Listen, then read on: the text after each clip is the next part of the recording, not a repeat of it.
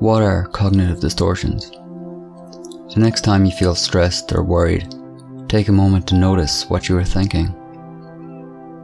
It is highly likely that you'll find that your mind is full of negative thoughts.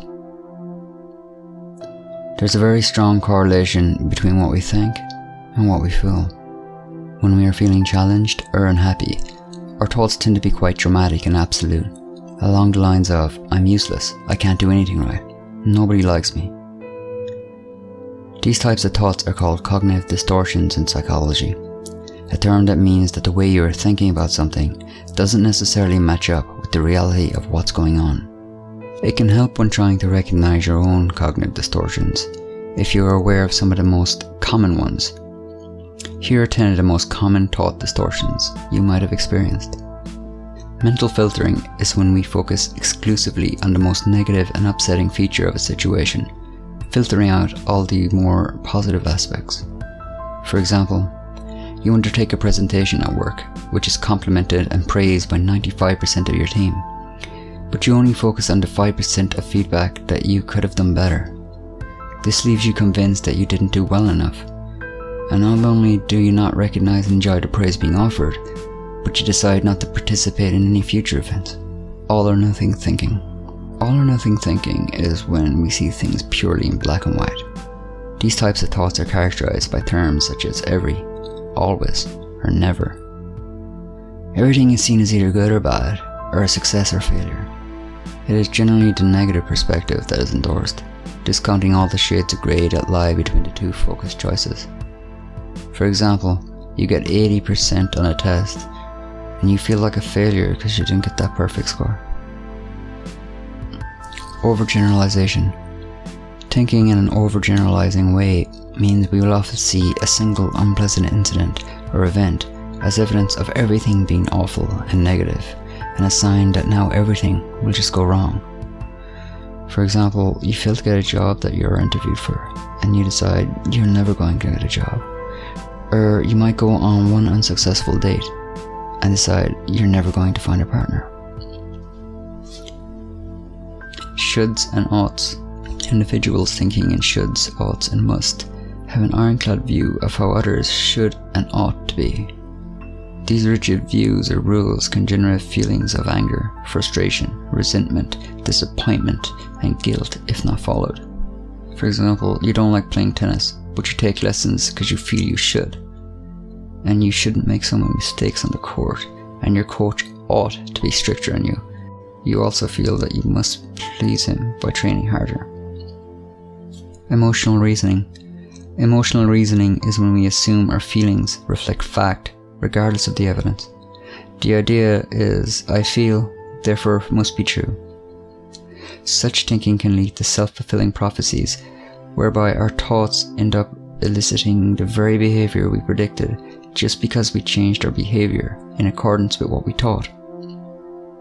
For example, if you think, I feel ugly and stupid, therefore I must be ugly and stupid, you might then stop buying yourself new clothes and start doing poorly in school, even though you looked fine and doing quite well in school beforehand.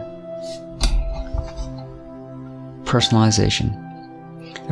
A person engaging in personalisation will automatically assume the responsibility and blame for the negative events that are not under their control.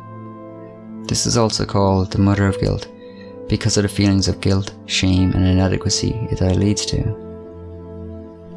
For example, you come home to find that your dog has injured its foot, and you instantly think, if only I didn't leave the house it wouldn't have happened, or maybe it was my fault that I accidentally stepped on the dog's foot before I left.